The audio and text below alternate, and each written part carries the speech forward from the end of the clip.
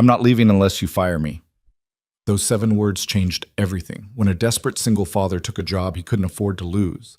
He walked into a mansion made of glass and ice, serving a CEO who hadn't smiled in 2 years. She tested him, broke him down, pushed him to quit.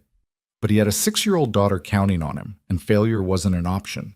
What started as survival became something neither of them expected. Before we begin, hit that like button and comment your city below so I can see how far this story travels.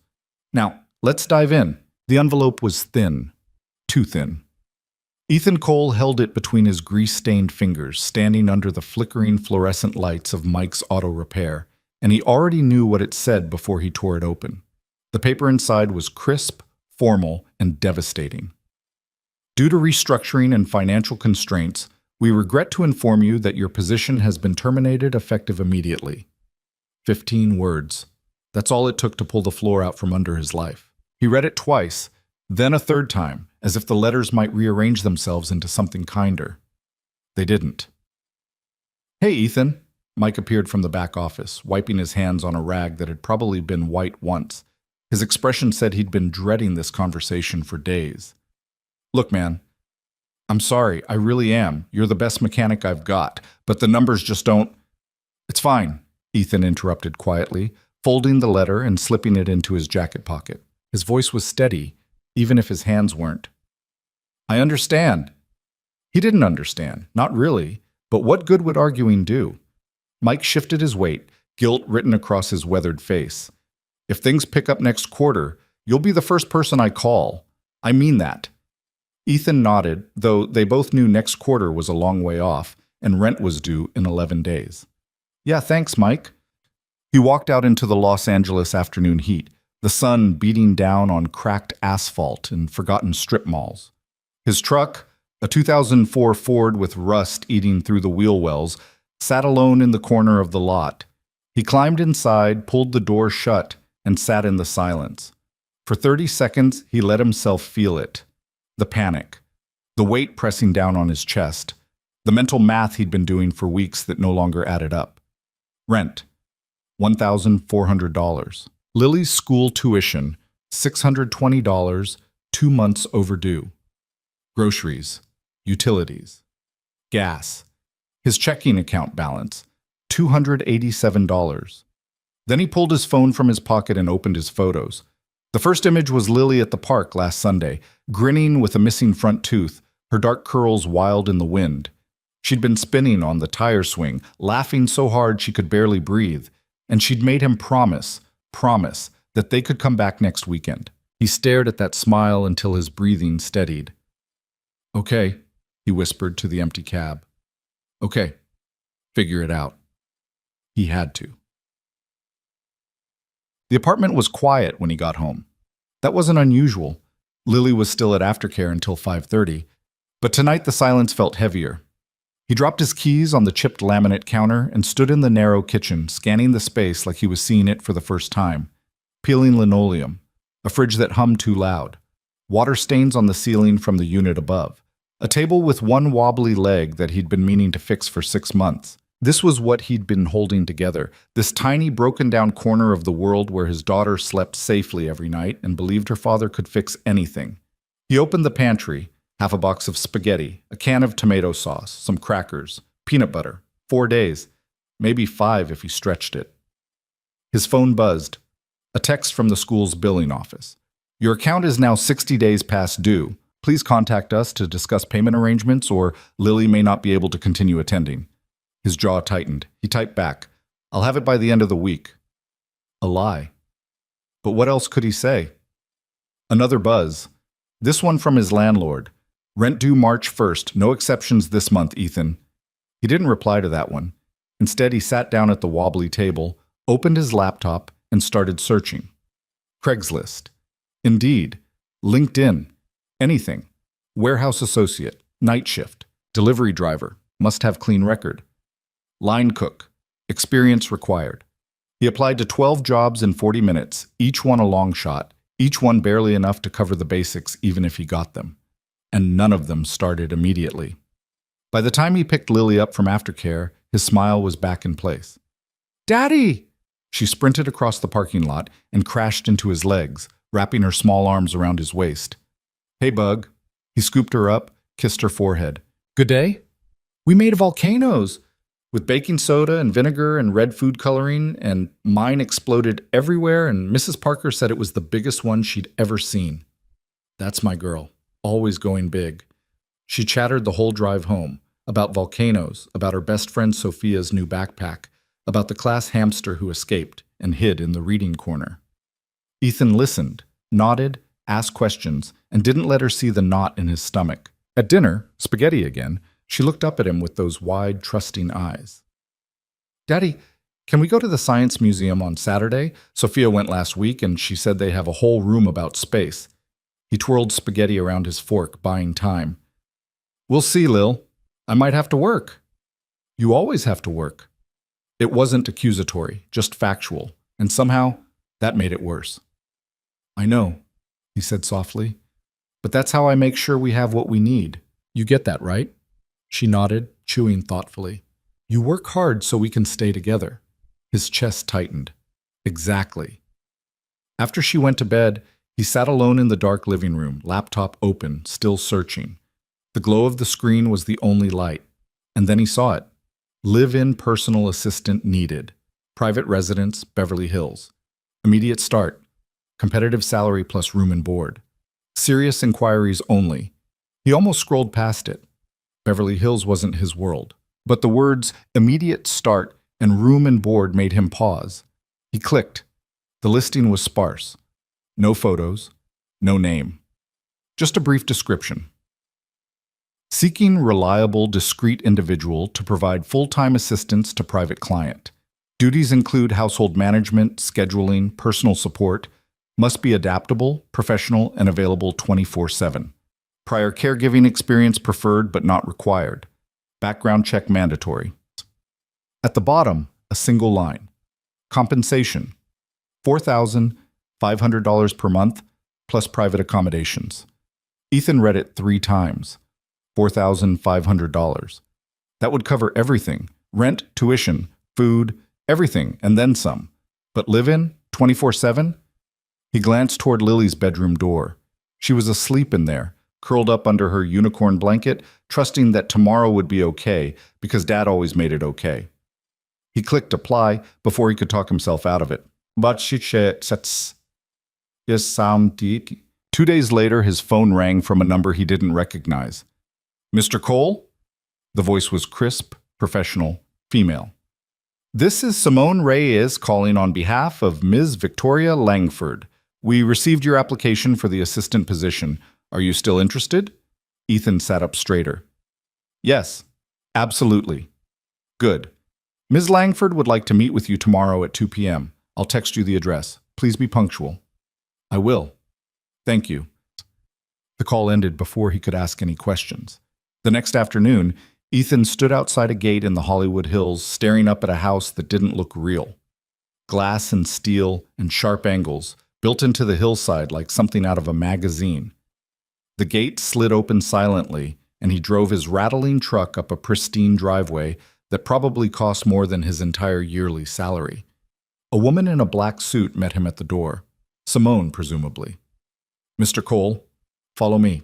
She led him through a foyer with marble floors and 20-foot ceilings, past rooms that looked like museum exhibits, untouched, perfect, cold.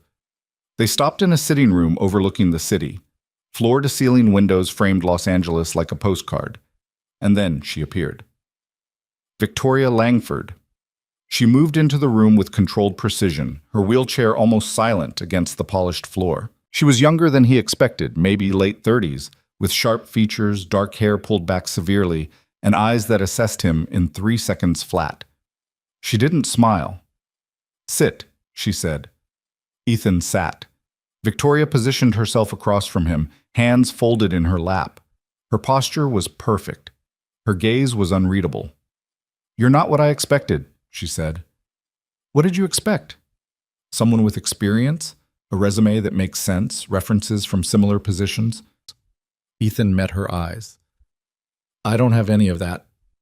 "I know. I read your application. Auto mechanic. No formal caregiving background. No degree. She tilted her head slightly.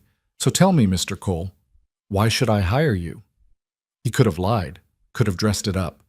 But something about the way she looked at him, like she'd see through anything false, made him tell the truth. Because I need this job more than anyone else you'll interview, he said quietly. I've got a 6-year-old daughter. I lost my job 3 days ago. We're 2 months behind on her school tuition, rent's due in a week, and I've got maybe 4 days of food in the house. I'm not going to quit. I'm not going to complain. I'm not going to let you down. Because if I do, my kid suffers, and that's not an option. Silence. Victoria's expression didn't change, but something flickered behind her eyes. You have a daughter, she repeated. Yes. And you'd be willing to live here, full time. If it means I can provide for her, yes. She wouldn't live with you. I know. I'd visit her every night, put her to bed, make sure she knows I'm still there. Victoria studied him for a long moment. Then she turned her wheelchair slightly, gazing out at the view. I had 12 people apply for this position, she said. Most of them quit within the first phone call when they realized what the job actually entails. The rest didn't make it past Simone's screening. What does the job entail? She looked back at him. Me. Ethan waited. I don't need someone to pity me, Mr. Cole. I don't need someone to treat me like I'm fragile or inspirational. I need someone competent, reliable, and invisible when necessary. I need someone who won't quit the first time I'm difficult. And I promise you, I will be difficult. I've raised a 6-year-old on my own for 4 years, Ethan said evenly. Difficult doesn't scare me. Take it. A ghost of something. Amusement, respect, crossed her face. You won't last a week living in this house, she said calmly. Ethan didn't blink. I'm not leaving unless you fire me. Another silence, longer this time. Then Victoria nodded once. You start Monday. Simone will send you the contract. Read it carefully. Sign it. Be here at 7 a.m. She turned her wheelchair and began to leave. Ms. Langford, Ethan called. She paused. Thank you. She didn't turn around. Don't thank me yet.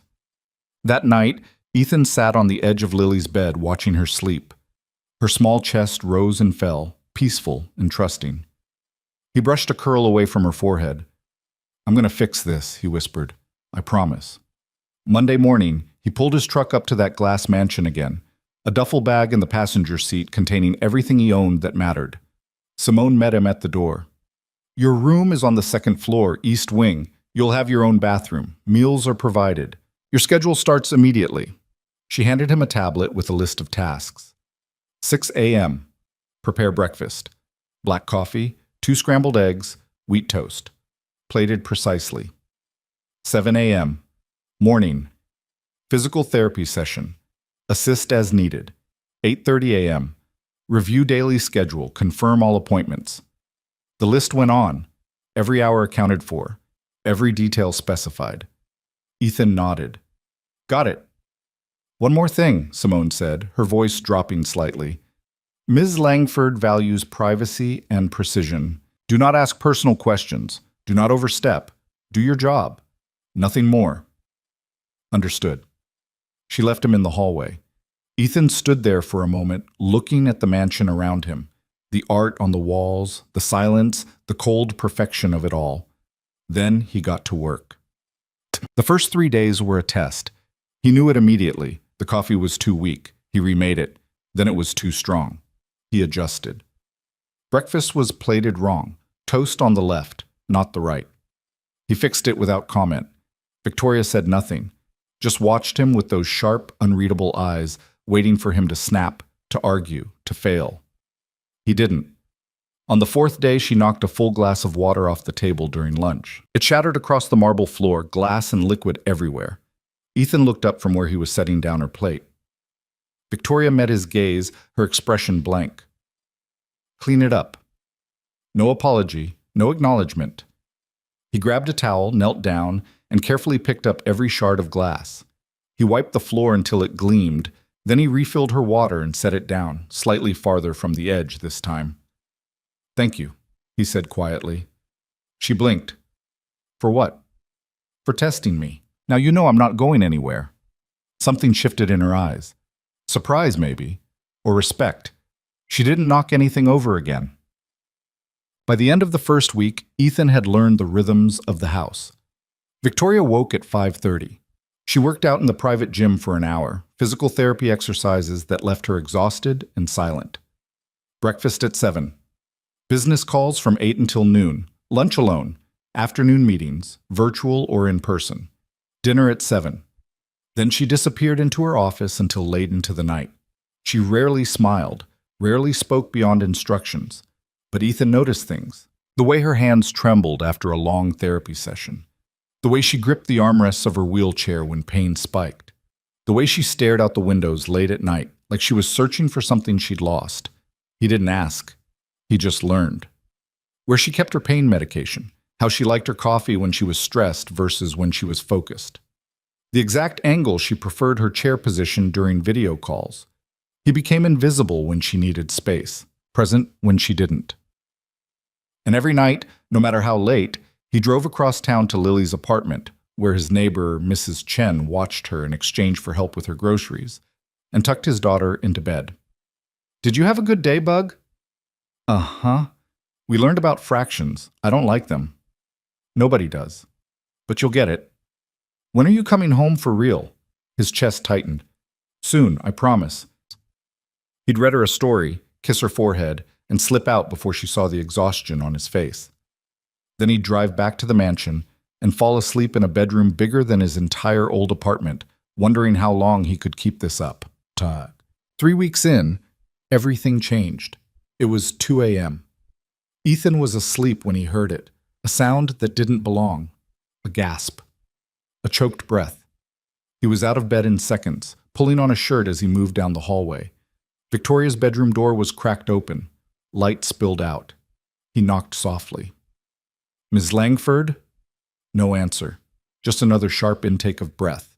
He pushed the door open. She was in bed, upright, gripping the sheets with white knuckles. Her face was pale, slick with sweat, and her whole body was trembling. "I'm fine," she bit out, though her voice shook. "Leave." Ethan didn't leave. He'd seen this before. Not exactly this, but close enough. Lily, at 3 years old, burning with fever in the middle of the night, her small body convulsing with chills, panic clawing at him while he called the nurse hotline, while he held her, while he waited for the medicine to work. He knew what helplessness looked like, and he knew what it meant to stay anyway. "Tell me what you need," he said quietly, moving closer. "I said leave. I'm not leaving, so tell me what helps." Her jaw clenched. For a moment he thought she'd throw something at him, but then another wave hit and she gasped, doubling forward. "Nerve pain," she managed. "Meds, bathroom, second shelf." He found them, brought them with water, helped her take them with steady hands. "They take 20 minutes to work," she whispered, eyes squeezed shut. "Okay, I'll stay." "You don't have to." "I know." He sat in the chair beside her bed. Didn't touch her, didn't hover, just stayed. For 5 minutes, the only sound was her breathing, ragged, uneven, fighting. Then quietly, he started talking. "Lily, my daughter, she used to get night terrors when she was little. She'd wake up screaming, and nothing I did would calm her down. I'd try holding her, talking to her, turning on lights. Nothing worked." Victoria's eyes opened slightly, listening. "One night, I was so tired I just sat on the floor next to her bed and started describing her room. The lamp is blue. Your stuffed elephant is on the shelf. There's a crack in the ceiling that looks like a river. Just grounding her, reminding her where she was." He smiled faintly. "It worked." She stopped screaming, started breathing slower. "And now, whenever she's scared, I do the same thing. Just describe the world around her until it feels real again." Victoria's breathing had slowed too. The trembling eased just slightly. "Do you want me to do that now?" Ethan asked softly. She hesitated, then nodded. So he did. "You're in your bedroom. The walls are white. There's a painting above the dresser. Abstract. Lots of blues and grays. The windows face east, so the sun will come up in a few hours. The sheets are gray. High thread count. Expensive. A ghost of a smile. You notice the thread count? I do laundry. I notice everything." Her breathing steadied further. "You're safe," Ethan continued. "The pain is temporary. The meds are working. In 15 minutes, you'll feel better. In an hour, you'll sleep. She exhaled slowly. Her grip on the sheets loosened. They sat in silence for a long time. When the pain finally released its hold, she sank back against the pillows, exhausted. "Thank you," she whispered. "Any time." He stood to leave. "Ethan." He paused at the door. It was the first time she'd used his first name. "You didn't have to stay." "I know." "But you did." "Yeah." She looked at him, really looked at him, for the first time since he'd arrived. Why? He thought about Lily, about the promises he'd made, about what it meant to show up, even when it was hard. "Because leaving would have been easier," he said simply, "and I don't do easy anymore." Something in her expression softened. Just a fraction, but enough. "Good night, Ethan." "Good night, Ms. Langford." He closed the door behind him and stood in the hallway, heart still racing. He'd crossed a line tonight, not professionally, but personally. He'd stopped being invisible, and somehow he knew neither of them would forget it. Days? Something shifted. Not dramatically. Not for the coffee. He understood. "You're welcome." Over the following days, something shifted. Not dramatically, but noticeably. She asked him questions, small ones. "How old is your daughter again?" 6. "What's her name?" "Lily." "Does she know where you are?" "She knows I'm working, that I'm making things better for us." Victoria nodded slowly. "Does she understand?" Ethan paused, setting down her breakfast. "She's 6. She understands that Dad's not there every morning. That's enough for her to carry." Silence. Then Victoria said, "You're a good father." It wasn't a question, just a statement. Ethan's throat tightened. "I'm trying to be." That's more than most people do. There was weight in those words. History. He didn't push, but he started to see her differently. Not as the cold, untouchable CEO, but as someone who'd built walls so high she'd forgotten what it felt like when someone climbed them. And for the first time since he'd taken this job, he wondered, what would happen if those walls came down? She usually ate in the dining room or her. She usually ate in the dining room or her office. But today she positioned herself at the island counter and watched him work. "You cook like someone who's done it 1,000 times, she observed. He glanced up, knife pausing mid-slice. "That's because I have. Lily won't eat anything green unless I hide it or make it interesting." "Interesting how?" "Broccoli becomes tiny trees, Von. Spinach gets blended into smoothies with enough berries that she can't taste it." He smiled slightly. "Last week I convinced her that carrots would give her night vision like a superhero." "Did it work?" "She ate 3 servings and spent the evening trying to see in the dark." "So yes." Victoria's lips curved, not quite a smile, but close. "You're strategic." "I'm a parent, it's the same thing." She watched him plate the salmon with careful precision, each element positioned exactly as she preferred without him having to ask anymore. "How long have you been raising her alone?" Victoria asked quietly. Ethan's hands stilled for just a moment. Then he continued working. 4 years. Her mom left when Lily was 2.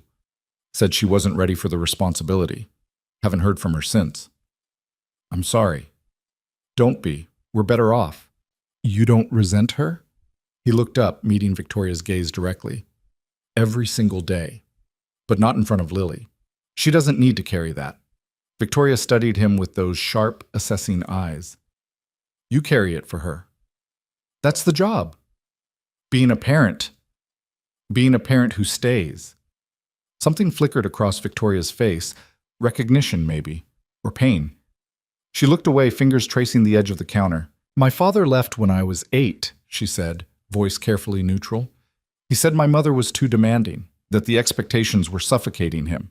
He walked out during dinner and never came back." Ethan set the plate down gently in front of her. "I'm sorry." "Don't be," she echoed his words. "We were better off." Their eyes met. An understanding passed between them, unspoken but solid. "Eat," Ethan said softly, "before it gets cold." For the first time since he'd started working there, Victoria ate in the kitchen while he cleaned up. She didn't say much, but she stayed. And when she left, she paused at the doorway. "Ethan." Yes? You can bring Lily here. On weekends. If you want. His chest tightened. I don't want to impose You're not. This house is too quiet anyway. She didn't look back. Besides, I'd like to meet the girl who eats tiny trees. She left before he could respond. Ethan stood alone in the pristine kitchen, dish towel in his hands, and felt something shift inside his chest. Something that felt dangerously close to hope. That Saturday, Lily walked through the mansion's front door holding Ethan's hand, her eyes wide as planets. "Daddy," she whispered, staring up at the soaring ceiling. "Is this a castle?" Something like that. "Does a princess live here?" Before Ethan could answer, Victoria appeared at the top of the stairs. She descended via the elevator, a sleek, hidden installation that blended seamlessly into the architecture, and approached them with measured calm. Lily stared.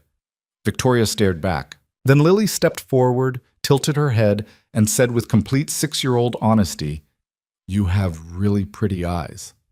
Victoria blinked. For half a second, she looked genuinely surprised. Then something softened in her expression, something Ethan had never seen before.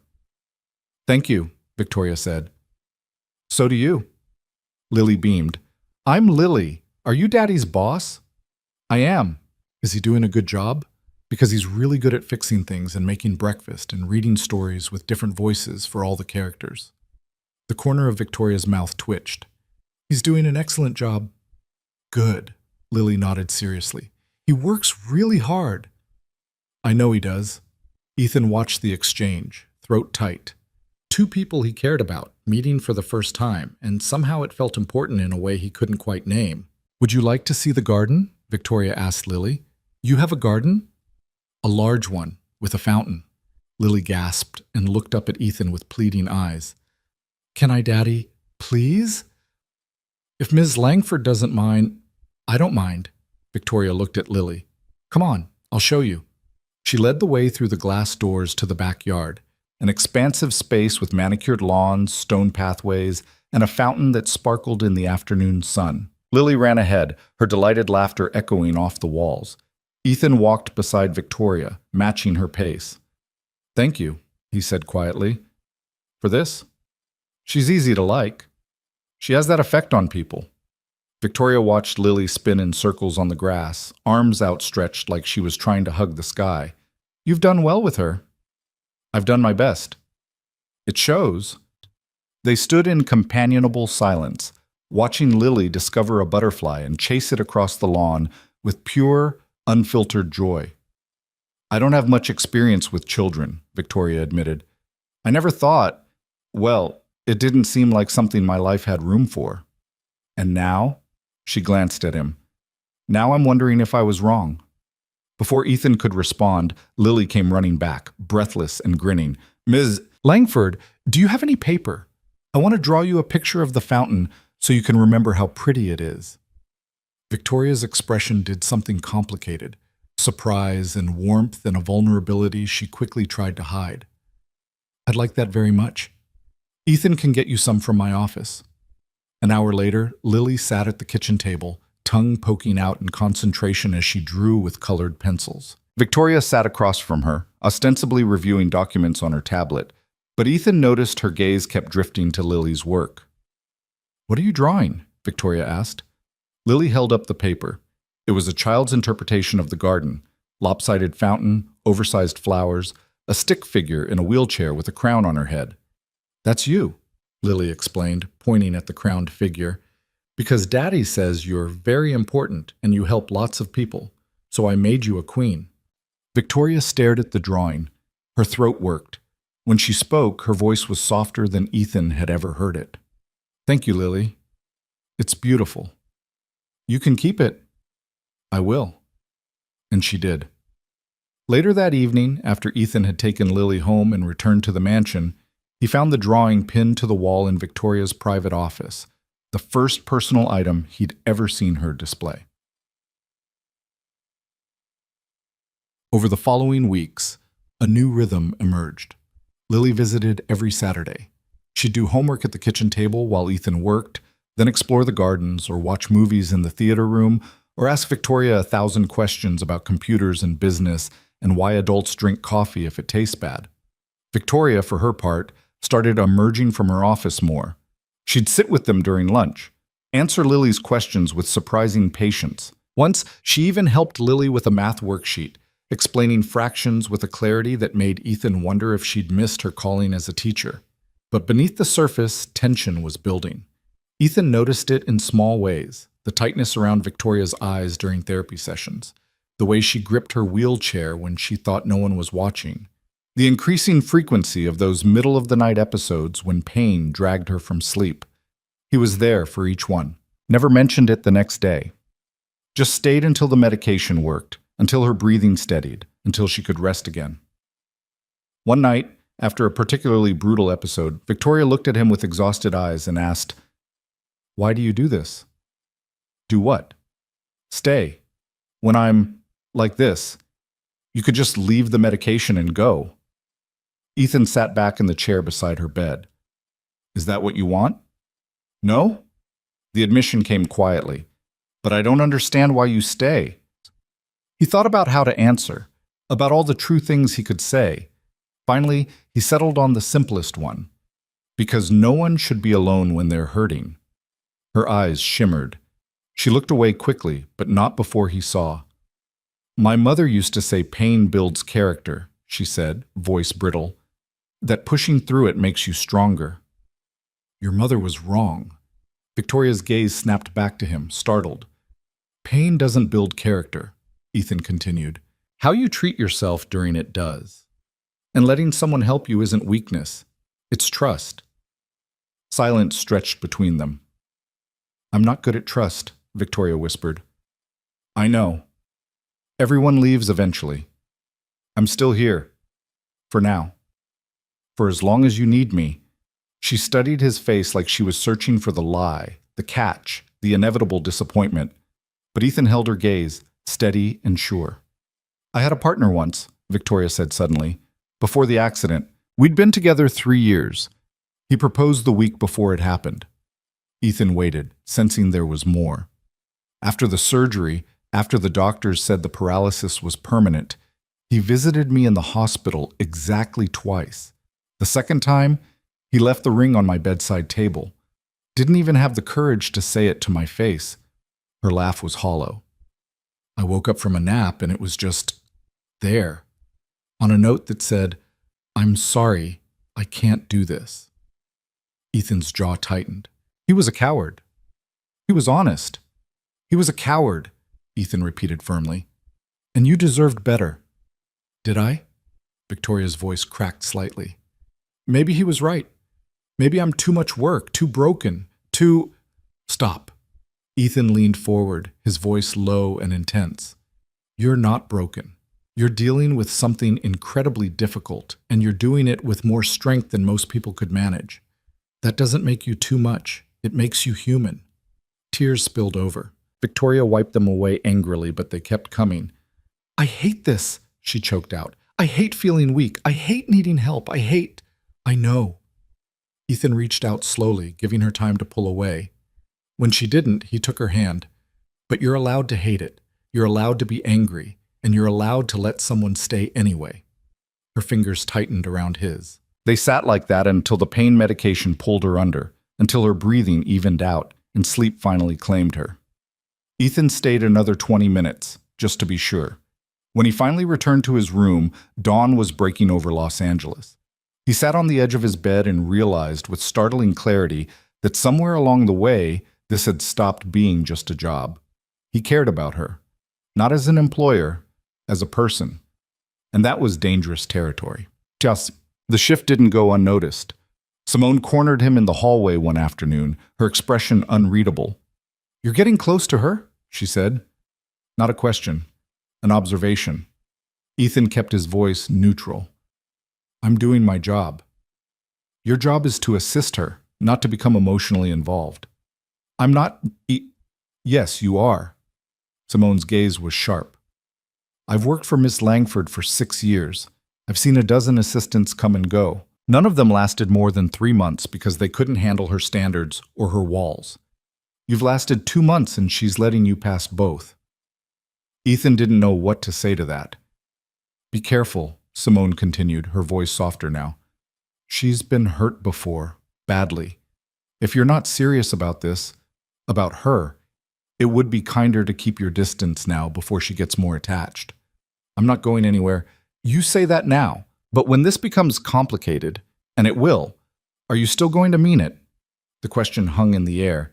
Ethan met Simone's eyes. Yes. She studied him for a long moment, then nodded once. Good. Because she needs someone who means it. She walked away, leaving Ethan alone with the weight of her words. That night, he sat in Lily's room while she slept, watching her small chest rise and fall. Mrs. Chen had been wonderful, but Ethan hated that he couldn't be there every night. Hated that Lily fell asleep most evenings without him. His phone buzzed, a text from Victoria. Are you with Lily? He typed back, Yes. Just got here. Good. Tell her good night from me. His chest tightened. He looked down at his daughter's peaceful face and wondered how his life had gotten so complicated so quickly. Another text. Thank you for earlier, for staying. Ethan stared at the words for a long time before responding. Always. He meant it, even if he didn't fully understand what that promise would cost him yet. The breaking point came 3 weeks later. Victoria had a conference in San Francisco, a major industry event where she was scheduled to give the keynote speech. She'd been preparing for weeks, running through her presentation dozens of times, making sure every word was perfect. Ethan helped her pack, arranged the accessible transportation, confirmed every detail of the trip. You don't have to come, Victoria said the night before they were set to leave. Simone usually travels with me for these things. Simone has the flu, Ethan pointed out, and I'm coming. It's 2 days. You should stay with Lily. Mrs. Chen's got Lily covered. You need someone there. Victoria looked like she wanted to argue. Instead, she said quietly, Thank you. The conference was overwhelming. Hundreds of people, constant movement, noise, and networking. Ethan stayed close, running interference when needed, making sure Victoria had space when she needed it and support when she didn't. The keynote went flawlessly. She spoke about innovation, about resilience, about building something meaningful. The audience gave her a standing ovation. Backstage afterward, Victoria's hands were shaking. Ethan handed her water. You were incredible. I thought I was going to forget everything halfway through. You didn't. You owned that room. She drank the water, then looked up at him. I couldn't have done this without you. Yes, you could have. But I didn't have to, because you were here. Something in the air shifted. They were standing too close. The post-adrenaline rush made everything feel heightened, electric. Victoria, Ethan started. Ms. Langford. A voice cut through the moment. A man in an expensive suit approached, hand extended. Richard Chen, Vanguard Capital. That was an inspiring talk. I'd love to discuss potential partnership opportunities. And just like that, the moment shattered. Ethan stepped back into his role, assistant, support, invisible when necessary. He watched Victoria shift seamlessly into CEO mode, all polished charm and strategic conversation. But later that night, back at the hotel, she knocked on his door. Can't sleep? He asked when he opened it. No. She looked exhausted. Can we talk? He let her in. She positioned her wheelchair by the window, staring out at the San Francisco skyline. I've been thinking, she said slowly, about what I'm building, about Rise Again. The foundation. She'd mentioned it before, her plan to create accessible rehabilitation resources for people who couldn't afford them. What about it? I want to launch it, officially, next quarter. That's amazing. I want you to help me run it. Ethan blinked. What? Victoria turned to face him. You understand what it means to need support and not have access to it. You understand what it's like to fight for someone you love. That perspective, that empathy, is what this foundation needs. I'm not qualified. Neither was I when I started my company. You'll learn. She held his gaze. I trust you, Ethan, more than I've trusted anyone in years. I want you as my partner in this, not just my assistant. His heart hammered. Victoria, You don't have to answer now. Think about it. She moved toward the door, then paused. And Ethan, thank you for everything. She left. Ethan stood in the empty hotel room, mind racing. Partner. She'd said partner. This was bigger than a job now, bigger than a paycheck or security for Lily. This was a future he hadn't let himself imagine, and it terrified him as much as it thrilled him. They returned to Los Angeles the next day. When Ethan picked Lily up that evening, she threw herself into his arms. I missed you, Daddy. I missed you too, Bug. So much. Mrs. Chen made dumplings and we watched Moana and she taught me how to fold paper cranes. That sounds perfect. Lily pulled back, studying his face with that uncanny 6-year-old perception. Are you okay? Yeah, I'm good. Why? You look different, like when you're thinking really hard about something. He kissed her forehead. Just got a lot on my mind, but I'm always okay when I'm with you. That night, after Lily was asleep, Ethan sat alone in the small apartment, his old apartment, the one he still paid rent on, even though he barely lived there anymore, and tried to think clearly. Victoria was offering him something incredible, a chance to build something meaningful, to use his experience and his heart for something bigger than himself. But it also meant tying his life to hers even more deeply. And somewhere along the way, his feelings had shifted from professional respect to something he couldn't quite name, something that made his chest tight when she smiled, something that made him want to stay not because he had to, but because he wanted to. That was the dangerous part. He pulled out his phone and looked at the last text she'd sent. Thank you. For earlier. For staying. Always. Always. He'd meant it then. Did he still mean it now? His phone buzzed. Another text from Victoria. Are you still awake? Yeah. Can you come back? I need to talk to you about something. Ethan stared at the message. It was 11 at night. Lily was asleep. Mrs. Chen was in the next room. He should say no, should maintain boundaries, should protect the fragile balance they'd managed to create. Instead, he typed, on my way.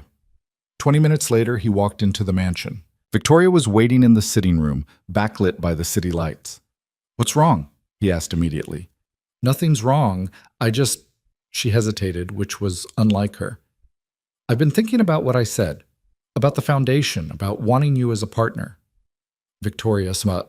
Let me finish. She took a breath. I realized I wasn't being entirely honest about why I want you to stay. Ethan's pulse quickened. It's not just about the foundation, she continued, voice steady despite the vulnerability in her eyes. It's because somewhere along the way you became the person I trust most. The person who sees me, really sees me, not just as the CEO or the woman in the wheelchair or someone to be managed. You see all of it, and you stay anyway. His throat tightened. I don't know what that means, Victoria said quietly, or where it goes. But I needed you to know, because if you're going to decide whether to stay, you deserve the whole truth. Ethan crossed the room slowly, knelt down so they were eye level. I see you, he said, all of you. And I'm not going anywhere. You keep saying that, because I keep meaning it. Even when it's complicated? Especially then. Her eyes searched his face. Then, slowly, she reached out and touched his cheek, the first time she'd initiated physical contact beyond necessity. I'm scared, she whispered. Me too. Of what? That I'll mess this up, that I'll let you down, that I'm not enough for what you need. Ethan, her voice was fierce. You're everything I need. The words hung in the air between them, heavy with meaning. He covered her hand with his. Then I'm staying. For the foundation. For this. For you. Something in her expression broke open. Relief and fear and hope all tangled together. Okay, she breathed. Okay. They stayed like that, foreheads almost touching, the city lights painting them in gold and shadow. And for the first time since his life had fallen apart 2 months ago, Ethan felt like he was exactly where he was supposed to be, even if he didn't know yet what that would cost him, or what it would give him in return. The morning after their conversation, everything felt different and exactly the same. Ethan woke at 5:30 like always, made coffee like always, prepared breakfast with the same precision Victoria expected. But when he set the plate in front of her, their eyes met and held for a beat longer than necessary. Thank you, she said softly. For the coffee. For last night. For staying. He understood all of it. You're welcome. The foundation work began in earnest the following week. Victoria cleared out a wing of the mansion, transforming it into a workspace. Ethan found himself sitting across from her at a conference table, reviewing architectural plans for accessible rehabilitation centers, discussing funding strategies, learning medical terminology he'd never thought he'd need to know. We need to focus on underserved communities first, Victoria said, marking up a map of Los Angeles with red pen. Places where insurance doesn't cover adequate physical therapy, where people are discharged from hospitals with a pamphlet and zero follow-up. Ethan studied the map. That's most of the city. I know, so we prioritize East LA, South Central, areas where a single facility could serve thousands. What's the timeline? 6 months to secure funding and partnerships, another 6 to break ground on the first center. A year after that, we're operational. That's ambitious. I don't do anything halfway. She looked up at him. Can you handle that pace? Can you? A slight smile. Watch me. They worked late into the night, fueled by coffee and shared purpose. Ethan learned quickly that Victoria in founder mode was different from Victoria in CEO mode.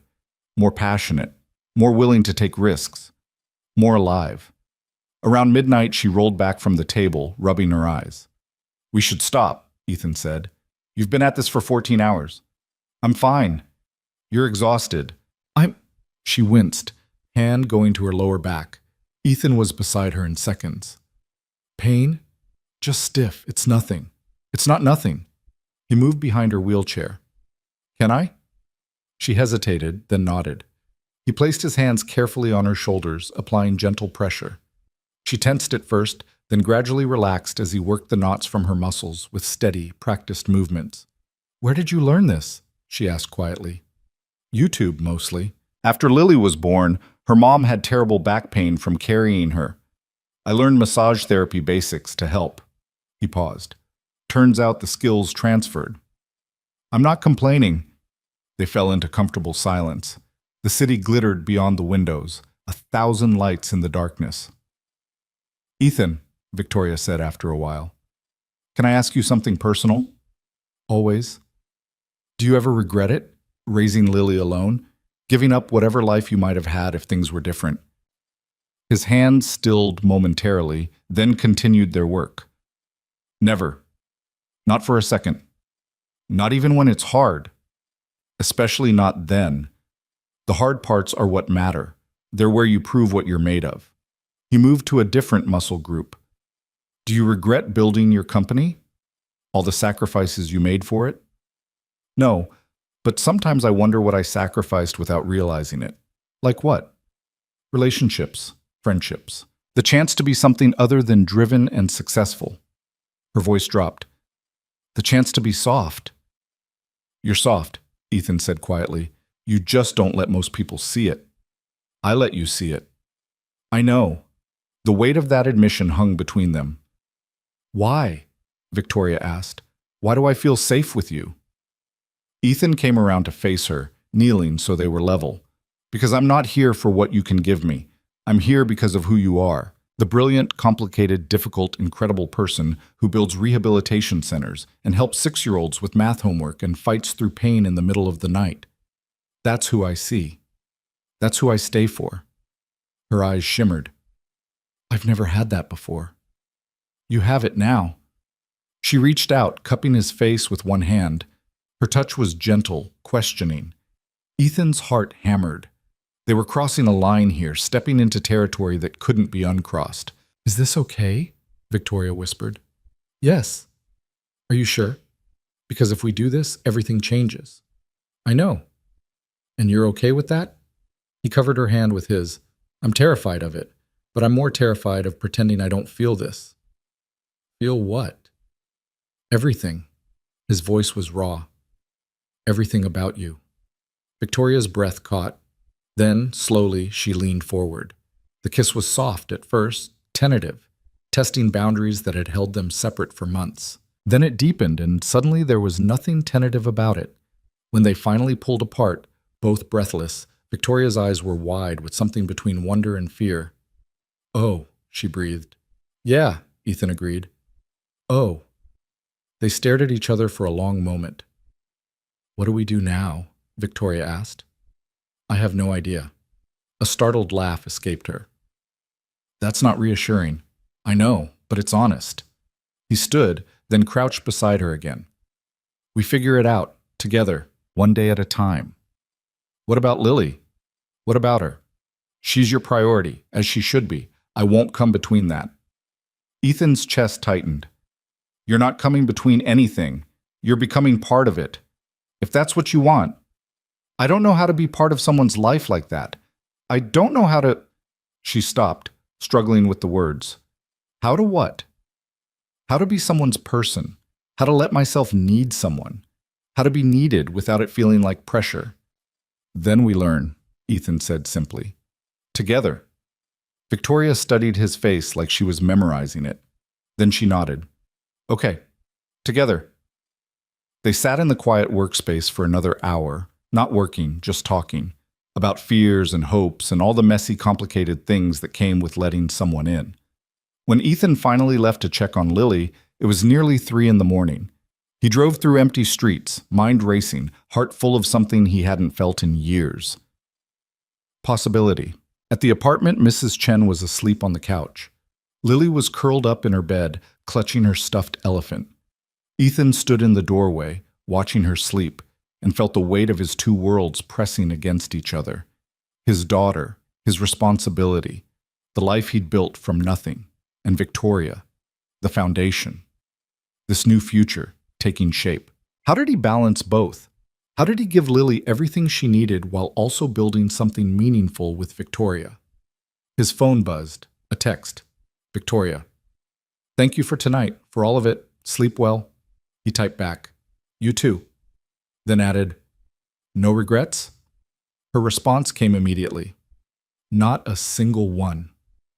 Ethan looked at Lily, then at his phone, and made a decision. He wasn't choosing between them. He was choosing both. Whatever that took. Done. The next morning, Ethan sat Lily down at breakfast. "Bug, I need to talk to you about something." She looked up from her cereal, suddenly serious. "Am I in trouble?" "No, baby, nothing like that." He took a breath. "You know how I've been working for Ms. Langford? Living at her house?" "Uh-huh." "Well, things are changing a little. Ms. Langford and I are going to be working on a big project together, something that helps people who need physical therapy but can't afford it." Lily's brow furrowed. "Like people who got hurt?" "Exactly like that. And it means I'm going to be really busy for a while. But I want you to know nothing is more important to me than you. Not work, not anything. You're always first." "I know that, Daddy." "You do?" "Yeah. Because you always come back. Even when you're tired. Even when it's late. You always come say goodnight." She tilted her head. "Do you love Miss Langford?" Ethan's heart stopped. "What?" "You smile different when you talk about her. Like how Prince Eric smiles at Ariel." Out of the mouths of babes. He couldn't lie to her. "I care about her very much. Is that okay?" Lily considered this seriously. "Does she make you happy?" "Yes." "Does she make you sad?" "Sometimes, but the good kind of sad. The kind that means I care." Lily nodded sagely, as if this made perfect sense. "Then it's okay. Because you deserve to be happy too, Daddy. Not just me." Ethan's throat closed up. He pulled her into a hug, holding tight. "When did you get so wise?" he murmured into her hair. "I've always been wise, you just don't listen." He laughed, the sound wet and thick. "I love you, Bug, so much." "I love you too. Can I have more cereal?" And just like that, the moment passed.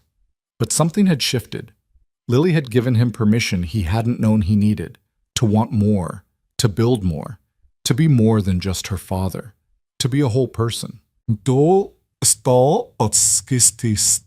foundation work intensified over the following weeks. Victoria threw herself into it with single-minded focus, and Ethan matched her pace. They met with investors, toured potential locations, interviewed physical therapists and rehabilitation specialists. And in the quiet moments between meetings, in the late nights reviewing contracts, in the shared meals and stolen glances, something deepened between them. They didn't define it. didn't put a label on it, but it was there, solid and real. One evening, after a particularly grueling day of negotiations, Victoria asked him to stay for dinner. Not as her assistant, as her guest. They ate on the terrace, the city spread below them like a carpet of stars. "I got an email from my mother today," Victoria said, swirling wine in her glass. Ethan looked up. She rarely mentioned her family. "What did it say?" "She heard about the foundation. Wanted to know if I was wasting my talents on charity work." Victoria's smile was bitter. She suggested I focus on increasing shareholder value instead. "What did you say back?" "Nothing yet. I'm debating between a professional response and telling her exactly where she can file her opinions." "I vote for the second option." Victoria laughed, genuine and surprised. "You're a bad influence." "Someone has to be." He leaned forward. "But seriously, you don't need her approval for this. You're building something incredible." "We're building something incredible." "We are." She set down her wine glass, studying him in the candlelight. "How do you do it?" "Do what?" "Make everything feel possible, like the hard things are worth fighting for." "I learned it from Lily. Kids don't know how to give up. They just keep trying until something works." He paused. "And I learned it from you, too." "From me?" "Watching you fight through pain, watching you refuse to let your circumstances define you, watching you build an empire from a wheelchair and never apologize for taking up space." His voice was soft but fierce. "You taught me that survival isn't enough, that you can want more and fight for it and deserve it." Victoria's eyes were bright with unshed tears. "No one's ever said anything like that to me before." "Then no one's been paying attention." She stood, her legs still unsteady with the braces, but stronger than they'd been months ago, and walked the few steps to his chair. Ethan rose to meet her, hands automatically going to her waist to steady her. "Hi," she whispered. "Hi. I'm going to kiss you now." "I was hoping you would." This kiss was different from the first. No hesitation, no testing. Just certainty and heat and the knowledge that they were in this together, whatever this was. When they broke apart, Victoria rested her forehead against his. "Stay tonight," she said quietly. "Not in the guest room. With me." Ethan's heart raced. "Are you sure?" "I've never been more sure of anything. I need to call Mrs. Chen, make sure Lily's settled." "Of course." He made the call, keeping his voice steady even though his hands shook slightly. Mrs. Chen assured him everything was fine, that Lily was already asleep, that he should take his time. When he hung up, Victoria was watching him with an expression he couldn't quite read. "Second thoughts?" she asked. "Not even close." She held out her hand. He took it. They went upstairs together, and for the first time in longer than either could remember, neither of them felt alone. Morning came too soon and not soon enough. Ethan woke to sunlight streaming through unfamiliar windows and Victoria's head on his chest, her breathing slow and even. He lay still, not wanting to disturb her, just absorbing the moment. This was real. This was happening. He was falling in love with Victoria Langford, maybe had already fallen. The thought should have terrified him. Instead, it felt like coming home. Victoria stirred, blinking awake. When she saw him watching her, a slow smile spread across her face. "Morning," she murmured. "Morning. Any regrets yet?" "Ask me again in 50 years. She laughed, the sound soft and unguarded. "Deal." They lay tangled together for another few minutes before reality reasserted itself. Ethan had to get Lily ready for school. Victoria had a board meeting at 9, but before they separated, she caught his hand. "Ethan, I need to tell you something." His stomach tightened at her tone. "What's wrong?" "Nothing's wrong. But there's something you should know. About the job. About your contract." He waited. "It expired 3 weeks ago," Victoria said quietly. "I didn't renew it. I paused your paychecks." Ethan stared at her. "What?" "I wanted to see if you'd leave when the money stopped. If you were staying for the paycheck, or for something else." Her eyes were vulnerable. "I know it was manipulative. I know it was wrong. But I needed to know." His mind reeled. 3 weeks. She'd been testing him for 3 weeks. "Say something," Victoria whispered. Ethan took a breath, processing, then another. "I'm not angry. he said finally. She blinked. You're not? I'm hurt that you didn't trust me, but I understand why you needed proof. He squeezed her hand. Everyone you've ever let in has left, so you tested me. And I'm still here, so now you know. I'm sorry, she said, voice breaking. I should have trusted you sooner. You trust me now. That's what matters. He brought her hand to his lips. But Victoria, I need you to promise me something. Anything. No more tests. If you're scared I'm going to leave, ask me. Talk to me. Don't set up scenarios to catch me failing. We either trust each other or we don't, and I choose trust. She nodded, tears spilling over. I choose trust too. Good. He wiped her tears with his thumb. And for the record, I would have stayed even if you never paid me again. I stayed because of you. Because of Lily getting to run in your garden. Because of the foundation we're building. Because somewhere along the way, this stopped being about survival and started being about living. Victoria pulled him into a fierce kiss, pouring everything she couldn't say into it. When they finally broke apart, she rested her forehead against his.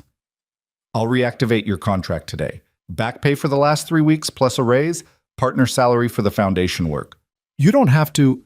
I want to, because you're right. This is about trust, and I'm choosing to show you that I trust you completely. Ethan nodded. Okay. Okay. They got dressed in comfortable silence, stealing glances and small touches. When Ethan finally left to get Lily, Victoria walked him to the door. See you tonight? She asked.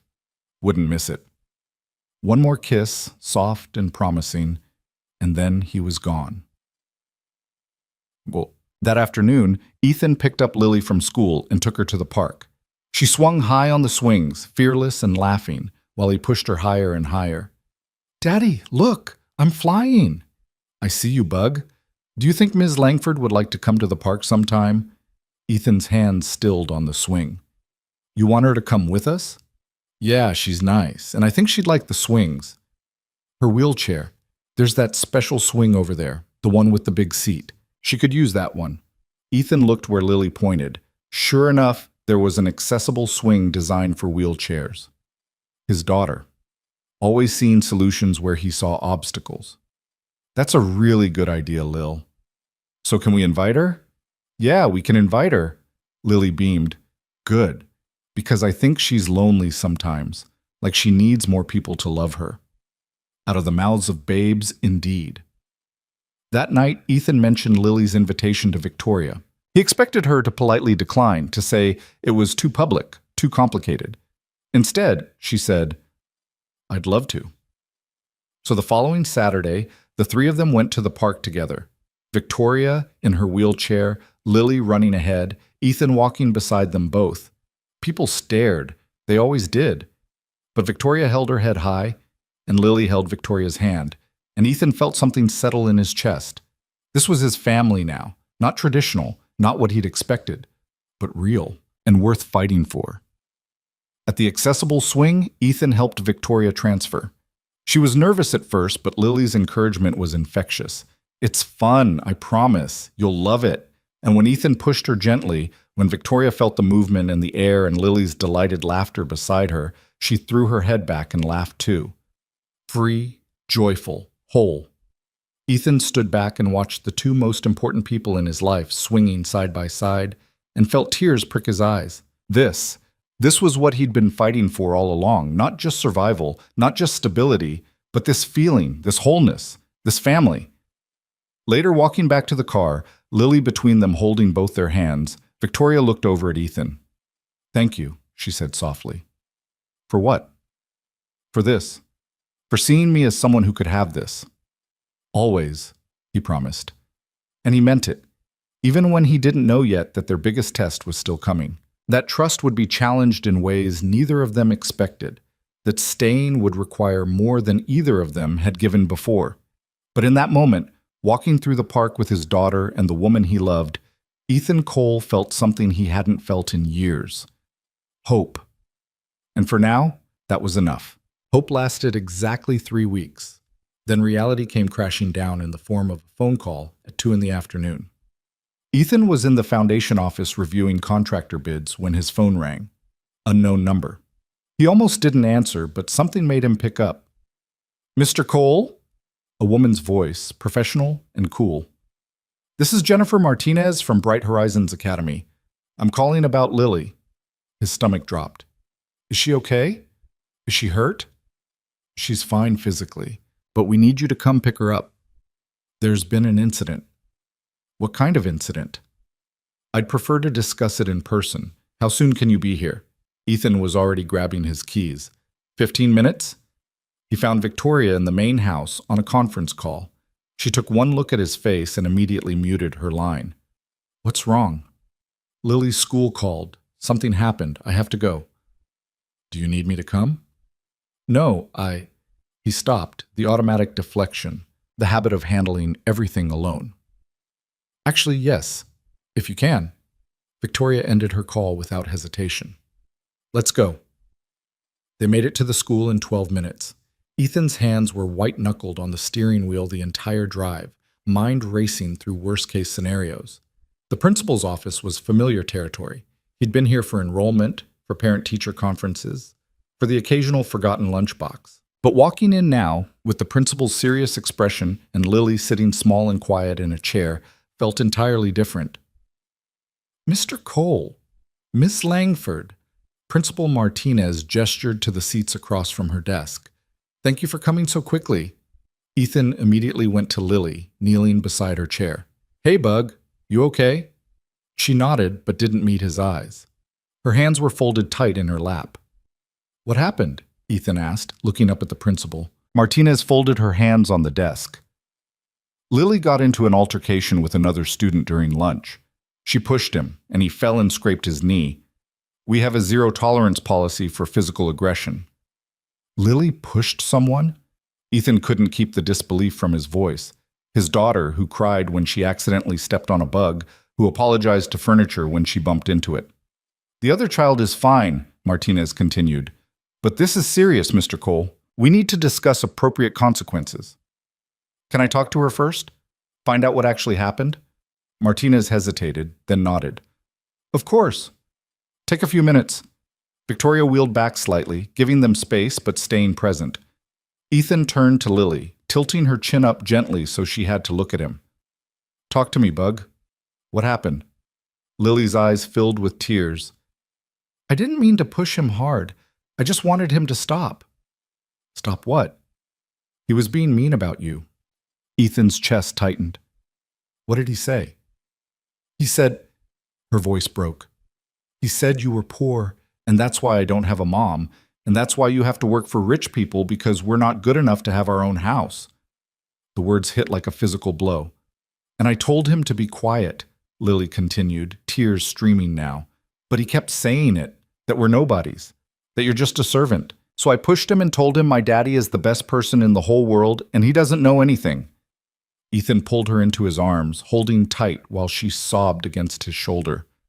Over her head, he saw Victoria's expression, fury and pain and something protective and fierce.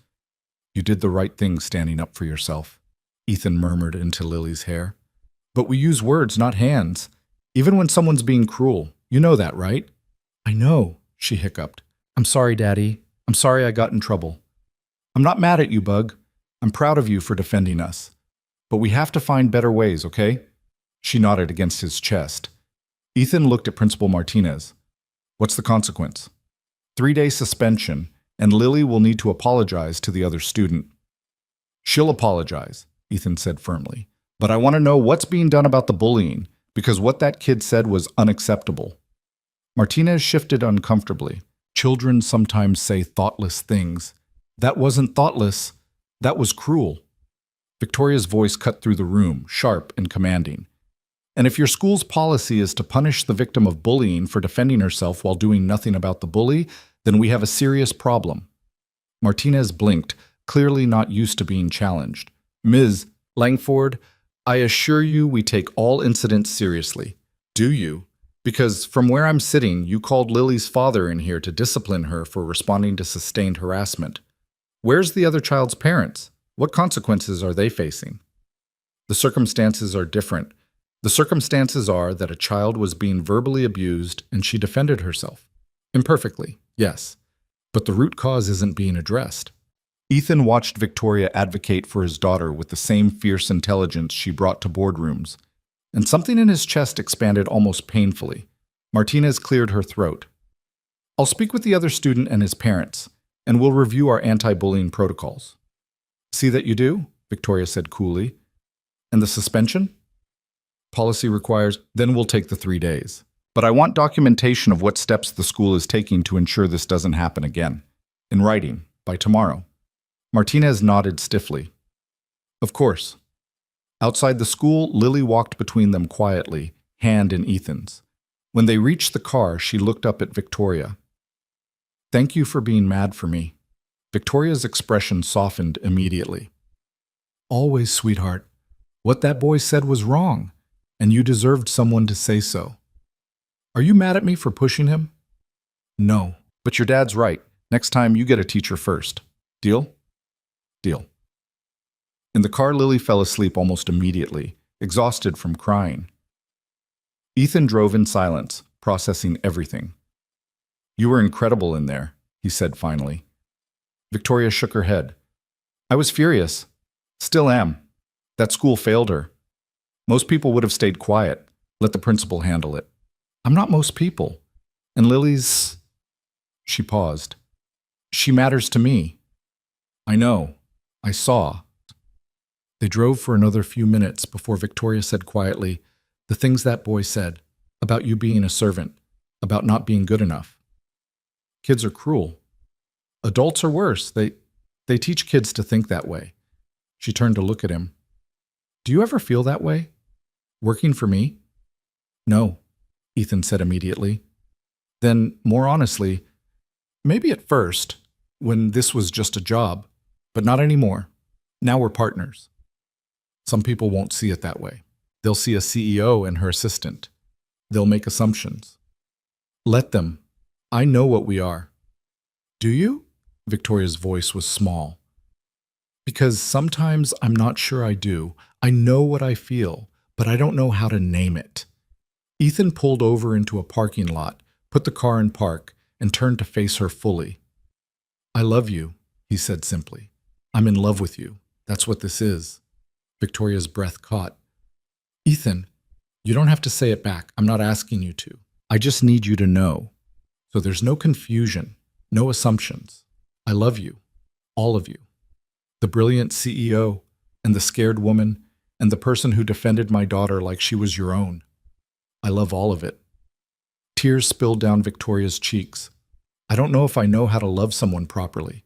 Everyone I've ever loved has left or I've pushed them away. I don't know if I can be what you need. You already are. You showed up today. You fought for Lily. You chose to be here instead of in a meeting you could have stayed in. That's love, Victoria. That's exactly what we need. She reached for his hand, gripping it tight. I'm terrified of this. Me too. What if I mess it up? Then we'll fix it, together. Victoria looked back at Lily, sleeping peacefully in the back seat, then back at Ethan. When she spoke, her voice was steady despite the tears. I love you too. I don't know when it happened or how, but I do. I love you, and I love that fierce little girl, and I want to be part of this. Really part of it, not just weekends and stolen moments, all of it. Ethan leaned across the console and kissed her, soft and sure. When they pulled apart, he rested his forehead against hers. Then let's figure out what that looks like. Okay, she whispered. Okay. They sat like that for a long moment before Lily stirred in the back seat. Are we home yet? She mumbled sleepily.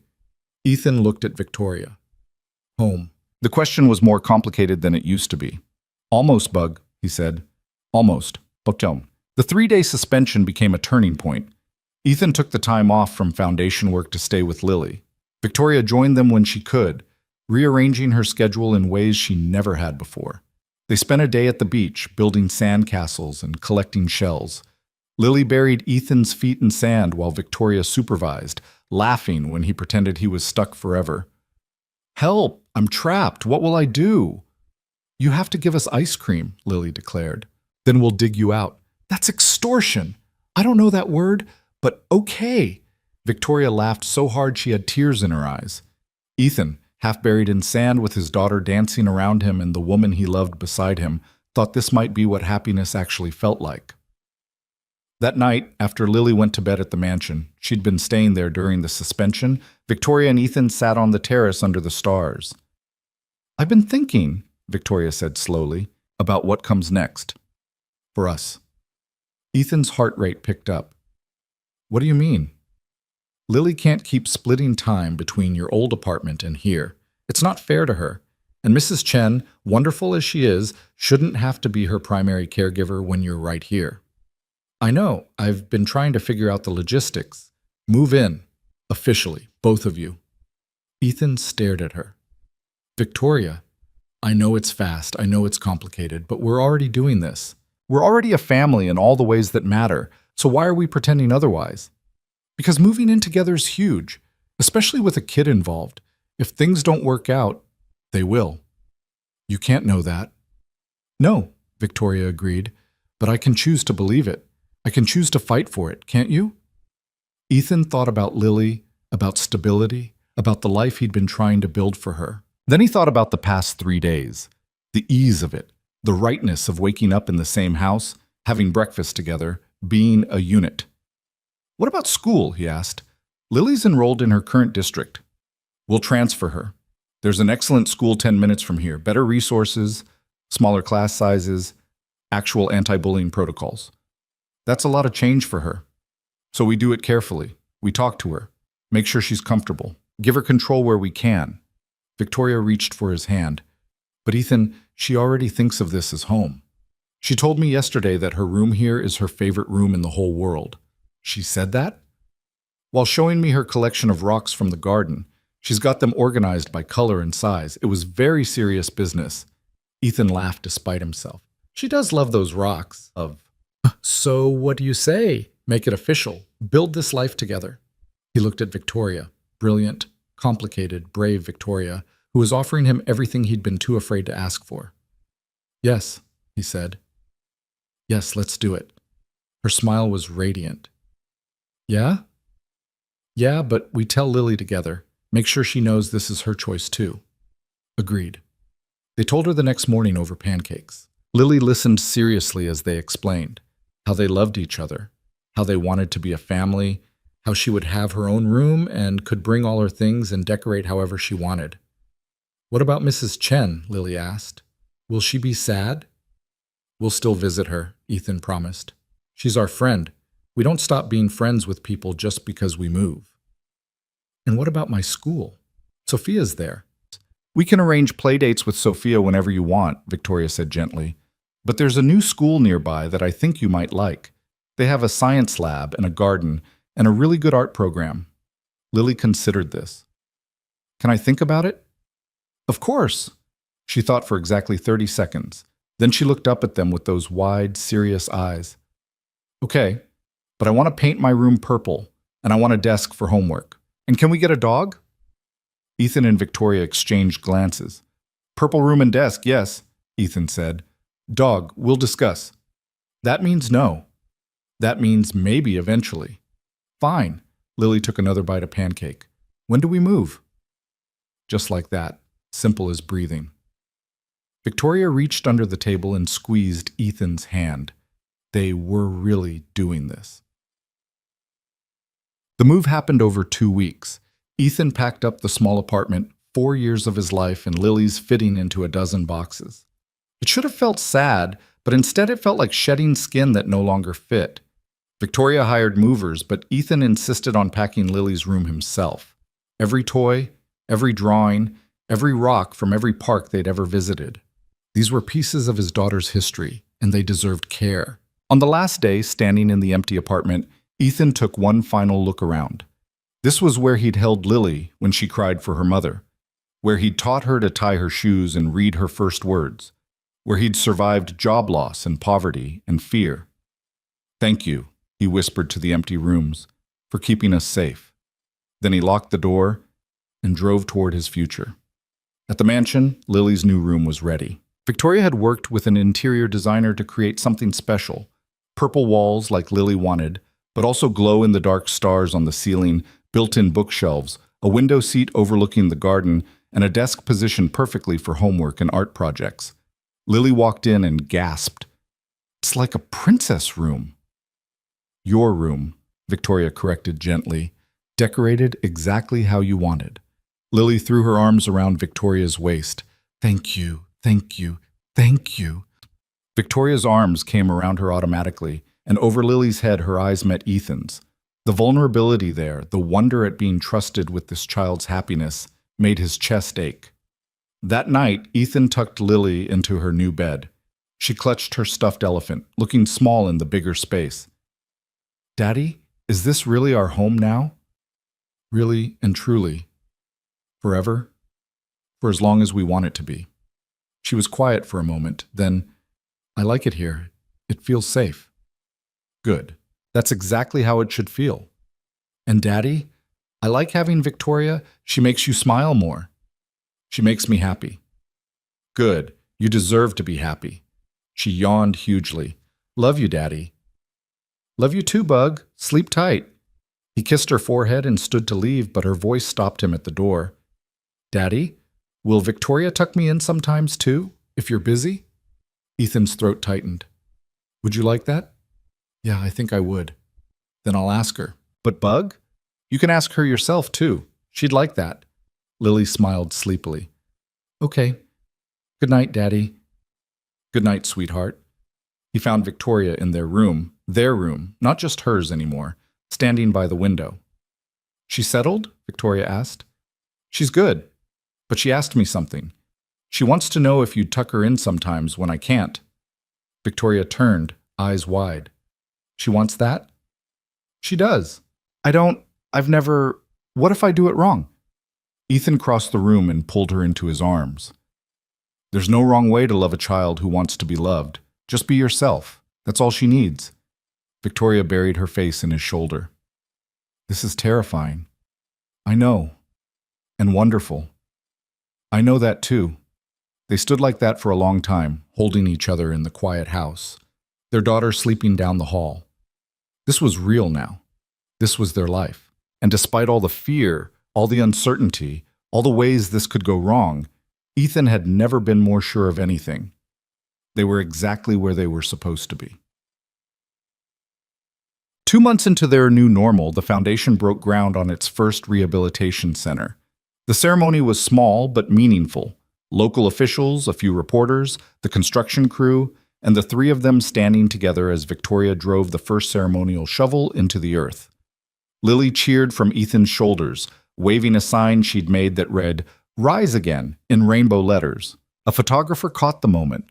Victoria in her wheelchair, hand on the shovel, looking up at Ethan and Lily with an expression of pure joy. That photo would later become the foundation's official image, plastered on websites and brochures and annual reports. But in the moment, it was just them, building something real, building something that mattered. That night, after Lily was asleep, Victoria showed Ethan something she'd been working on. "I want to establish a scholarship," she said, pulling up documents on her tablet. "For single parents pursuing education or career changes, cover tuition, childcare costs, living expenses. Everything that makes it impossible for people like you to take risks." Ethan stared at the proposal. "Victoria, this is incredible. It's necessary. You were brilliant with engines, but you had to take whatever job you could get because Lily needed stability. How many other talented people are stuck in the same position? How much potential is wasted because the system doesn't support parents trying to build better lives? What are you going to call it?" She looked at him with soft eyes. "The Lily Cole Foundation Scholarship Program, if that's okay with you." His vision blurred. "You want to name it after her?" "She's the reason you kept fighting. The reason you took a job that terrified you and stuck with it when I tried to make you quit. She's the heart of this whole story." Victoria's voice was thick with emotion. "And I love her. So yes, I want to name it after her." Ethan pulled Victoria into his arms and held on tight. "She's going to lose her mind when we tell her," he managed. "Good. She deserves to know how extraordinary she is." They told Lily over breakfast. She listened with wide eyes as Victoria explained about the scholarship, about how other kids with single parents would be able to go to better schools, and their parents could learn new careers. "Because of me?" Lily asked, awed. Because of you, Victoria confirmed. Because you inspire us to be better. Lily thought about this very seriously. Then she said, Can we help pick the families? I want to make sure the kids get good parents who stay, like Daddy. Victoria's eyes filled. Yes, sweetheart, we can absolutely do that. Lily nodded, satisfied. Then she went back to her cereal like they'd just discussed something as simple as the weather. Ethan and Victoria looked at each other across the table, and both of them were crying and laughing at the same time. This was their family. Imperfect and complicated and absolutely right. And 3 months after he'd walked through Victoria Langford's door with nothing but desperation and determination, Ethan Cole finally understood what he'd been searching for all along.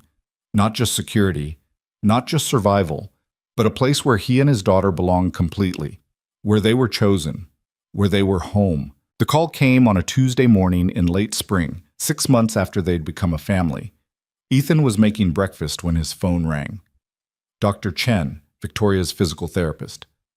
He answered immediately, something cold sliding down his spine. Ethan, it's about Victoria's latest scans. Can you both come to the clinic this afternoon, 2 o'clock? What's wrong? Nothing's wrong. Just bring her in, okay? Both of you. The line went dead. Ethan stood frozen in the kitchen, pancake batter dripping from the spoon in his hand. Victoria appeared in the doorway, already dressed for the day. Who was that? She asked, then saw his face. What happened? Dr. Chen wants us at the clinic, 2 o'clock. Victoria's expression went carefully blank. Did he say why? No, just that we should both be there. They looked at each other, and Ethan saw his own fear reflected in her eyes. 6 months of progress. 6 months of therapy and hope and building a life together. What if something had changed? What if the damage was progressing? It could be good news, Victoria said, but her voice was thin. It could be. Neither of them believed it. They went through the motions of the day. Lily off to school with promises to pick her up at 3. Foundation meetings that neither of them could focus on. Lunch that neither of them ate. At 1:30, they drove to the clinic in silence. Dr. Chen met them in his office, a slight man with kind eyes and steady hands. He'd been Victoria's therapist since the accident, walking her through 2 years of pain and incremental progress. Thank you for coming, he said, gesturing them to chairs. I wanted to discuss Victoria's latest imaging results. Victoria's hands gripped her wheelchair armrests. Ethan reached over and covered one of her hands with his. Dr. Chen pulled up scans on his computer screen. When you first came to me, the damage to your spinal cord was significant. We've been monitoring for any changes, any progression of the injury. And? Victoria's voice was barely a whisper. And the inflammation that was present 2 years ago has decreased substantially. The nerve pathways we thought were permanently damaged are showing signs of healing. Not complete healing, but enough that I believe with intensive therapy you could regain significant function. Silence crashed over the room. What does that mean? Ethan asked when Victoria couldn't speak. It means she might walk again. Not immediately, not without a lot of work, but the potential is there in ways it wasn't before. Victoria made a sound, half laugh, half sob. That's not possible. They told me the damage was permanent, that I'd never... The human body surprises us sometimes, Dr. Chen said gently. Your dedication to physical therapy, the lifestyle changes you've made, the reduction in stress, all of it has created an environment for healing we didn't think was possible. Tears streamed down Victoria's face.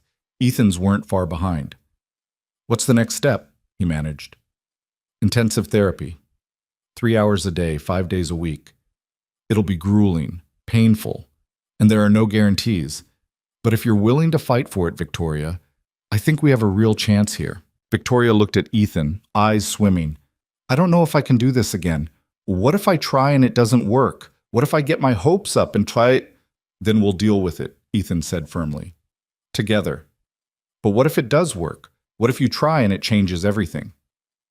You'll be with me? Through all of it? Every single day. She turned back to Dr. Chen, wiping her eyes. When do we start? Next Monday. If you're ready. Victoria took a shaky breath. I'm ready. They left the clinic in a daze. In the car, Victoria broke down completely, sobbing into her hands while Ethan held her as best he could across the console. "I'm so scared," she choked out. "I know, baby, I know. What if I can't do it? What if I'm not strong enough? You're the strongest person I've ever met, and you won't be doing it alone." She clung to him, and he let her cry until there were no tears left. Then they drove to pick up Lily, who took one look at their faces and asked, "What's wrong?" "Nothing's wrong, sweetheart," Victoria said, voice still thick. "Something really good happened. I'll tell you about it at home." At dinner, they explained it to Lily in terms she could understand, that Victoria's body was healing in ways the doctors didn't expect, that she was going to work very hard to learn to walk better, that it would take a long time and be difficult. Lily listened with her serious face on. Then she said, "Can I help?" Victoria's face crumpled again. "How would you help?" "I can cheer for you and make you cards when you're tired and tell you stories to make you feel better. That's what Daddy does for me when I'm sick." "That would help so much," Victoria managed. "Good." Lily nodded decisively. "Then I'll do it every day." That night, after Lily was asleep, Ethan and Victoria lay tangled together in bed. "I keep thinking about what Dr. Chen said," Victoria murmured, "about the reduction in stress, about the lifestyle changes." "What about them?" "You did that. You and Lily. You gave me something worth healing for." She turned to face him in the darkness. "Before you, I was just surviving, going through the motions, building things because it was what I knew how to do. But I wasn't living. I wasn't happy. And now? Now I wake up and there's Lily asking me to help with her homework, and you making terrible jokes while you cook breakfast, and the foundation actually helping people instead of just being another line on my resume. Now I have reasons to fight, real ones." Ethan kissed her softly. "Then we'll fight together, whatever it takes. Promise?"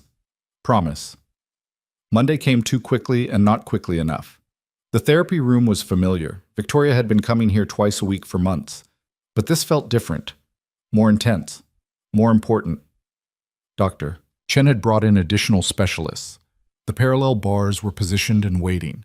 Equipment lined the walls that Ethan didn't recognize. "We're going to start slowly," Dr. Chen explained. "Building strength, teaching your body to remember movements it's forgotten. Some days will show progress, some won't. The key is consistency." Victoria nodded, jaw set with determination. Ethan stayed for that first session, watching as they worked her through exercises that looked simple but left her shaking and exhausted. Standing exercises with full support, weight shifting, tiny movements that required enormous effort. After 90 minutes, Victoria was drenched in sweat and fighting tears of frustration. "I can't," she gasped. "I can't do any more." "You can," Dr. Chen said calmly. 5 more minutes, then we're done for today." "I said I can't. I know it hurts. I know you're exhausted. 5 more minutes." Victoria's eyes found Ethan's across the room. He saw the pain there, the exhaustion, the fear. He walked over and knelt beside where she stood, supported by the bars and 2 therapists. "You've got this," he said quietly. "I know it's hard, but you're not alone. I'm right here." "It hurts so much," she whispered. "I know, but pain means you're fighting, and you're the best fighter I know." She took a shuddering breath. Then another. 5 minutes? 5 minutes. Then we go home and I'll make that pasta you love and we'll watch Lily's school play rehearsal video for the 100th time. A ghost of a smile. She does love that video. She really does. 5 minutes, Victoria. You can do anything for 5 minutes. She nodded, gripped the bars tighter, and finished the session. In the car afterward, she was silent, staring out the window with hollow eyes. "Talk to me," Ethan said gently. "I forgot how hard this is, how much it takes out of you, how demoralizing it is to work that hard for movements most people don't even think about." "I know." "Do you? Do you really?" There was an edge to her voice, pain and frustration looking for an outlet. "No," Ethan admitted. "I don't. I can't know what this feels like for you, but I know what it's like to fight for something when you're exhausted and scared and not sure it's going to work. And I know you're not doing it alone." Victoria's shoulders sagged. "I'm sorry, I'm not angry at you. I'm just angry, scared, hurting, all of it. You're allowed to feel all of it. Even the ugly parts?" especially those. She reached for his hand, threading their fingers together. Thank you for staying, for not running when I'm like this. Where else would I be? The weeks that followed were brutal. Victoria threw herself into therapy with the same intensity she brought to everything else. 3 hours a day, 5 days a week, pushing through pain that left her gasping and frustration that made her want to quit. There were good days. Days when she stood a few seconds longer, when her legs remembered a movement they'd forgotten, when progress felt tangible and real. And there were bad days. Days when nothing worked, when her body refused to cooperate, when she cried from pain and exhaustion and felt like giving up. Ethan was there for all of it, driving her to appointments, holding her when she broke down, celebrating tiny victories that no one else would understand, and Lily kept her promise. Every afternoon when Victoria came home from therapy, there was a new card waiting, crayon drawings of Victoria standing tall, messages in 6-year-old handwriting. You can do it. You're so strong. I love you. Victoria kept every single one, pinned to a board in the therapy room at home. 2 months into intensive therapy, Victoria stood at the parallel bars, without her leg braces, without full support, for 45 seconds. Dr. Chen and his team applauded. Ethan, watching from the corner, had tears streaming down his face. That night, Victoria stood in their bedroom while Ethan watched, using only a cane for balance. Her legs shook. Her face was tight with concentration, but she stood. Look at you, Ethan whispered. I'm doing it, she breathed, wonder in her voice. I'm actually doing it. You are. You're incredible. She took one step, then another. 3 steps total before her legs gave out, and Ethan caught her, lowering her gently to sit on the bed. Victoria was laughing and crying at the same time. Did you see that? Did you see? I saw 3 steps. 3 steps! She grabbed his face and kissed him hard. 3 steps, Ethan. Just the beginning, he said against her lips. Just the beginning. The breakthrough came 4 months into intensive therapy. Victoria walked into the therapy room under her own power, slowly, carefully, using a cane and leg braces, but walking. She crossed the entire room, 20 feet, while Dr. Chen and his team watched in stunned silence. When she reached the opposite wall, she turned around, grinning through the pain and effort. I told you I could do it, she said. The room erupted in applause. That evening, she walked into the house where Lily was doing homework at the kitchen table. The little girl looked up, saw Victoria standing and walking toward her, and her eyes went huge. You're walking, Lily shrieked, launching herself at Victoria. Ethan moved to intercept, worried about Victoria's balance, but Victoria steadied herself against the counter and caught Lily in a hug. I'm walking, Victoria confirmed, voice thick with emotion. Not perfectly, not without help, but I'm walking. I knew you could do it, I knew it. Lily was crying and laughing. You're the strongest person ever. Second strongest, Victoria corrected, looking over at Ethan. Your dad's the strongest. You're both the strongest, Lily declared, and we're the best family. Ethan wrapped his arms around both of them, and they stood like that in the kitchen, imperfect, beautiful, whole. The Foundation's first rehabilitation center opened 6 weeks later. The ceremony was larger this time. Press coverage, local politicians, people whose lives would be changed by the services offered here. But the moment that mattered most was when Victoria stood at the podium, stood, not sat, and cut the ribbon herself. The crowd went wild. In her speech, Victoria talked about the accident, about the despair that followed, about the slow, painful journey back, about the people who'd stayed when others left. 2 years ago, I thought my life was over, she said, voice carrying across the crowd. I thought I'd lost everything that mattered, but I was wrong. I'd only lost the things I thought mattered. And in their place, I found something better. I found purpose, partnership, family. Her eyes found Ethan and Lily in the front row. I found people who saw me, really saw me, not as a success story or a tragedy, but as a person worth fighting for, worth fighting with. And they taught me that strength isn't about standing alone. It's about having the courage to let people carry you when you can't walk, and the grace to carry them when they can't. She paused, emotion thick in her throat. This center exists because someone believed in me when I'd stopped believing in myself, because someone stayed when leaving would have been easier. And now we're going to pay that forward. We're going to be that person for everyone who walks through these doors. We're going to stay, we're going to fight, and we're going to remind people that they're worth the effort. The applause was deafening. After the ceremony, after the press interviews and the tours and the congratulations, the three of them stood alone in the empty therapy gym. "This is really happening," Victoria said softly, looking around at the equipment, the bright walls, the space that would soon be filled with people fighting their own battles. "It really is," Ethan agreed. "We did this. You did this." "No." She turned to him. "We did this. You, me, and this fierce little girl who reminds us every day why the hard things matter. We did this together." Lily tugged on Victoria's hand. "Can I try the parallel bars?" Victoria laughed. "Sure, sweetheart. Let's see what you've got." They spent 20 minutes playing in the therapy gym, Lily pretending to be a gymnast on the bars, Victoria and Ethan spotting her and cheering her on. And in that moment, in that space built from pain and hope and stubborn determination, they were just a family. Playing, laughing, living, not broken, not fixed, just perfectly, beautifully human. 3 months after the center opened, Ethan found Victoria in the therapy room late at night.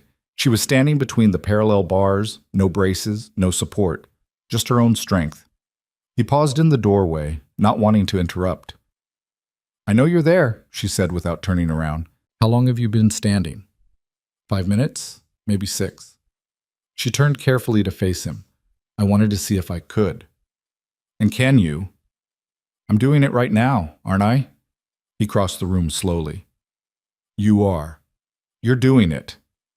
"I'm not broken," she said softly. The words she'd said to him once before, but now they carried different weight. "I never was. I was just hurt and healing and learning what I was capable of." "I know. Do you? Because sometimes I think you saw that before I did. You saw someone worth fighting for when I only saw someone damaged." Ethan stopped in front of her, close enough to catch her if she fell, far enough to let her stand on her own. "I saw someone fighting," he said. "That's all I ever saw.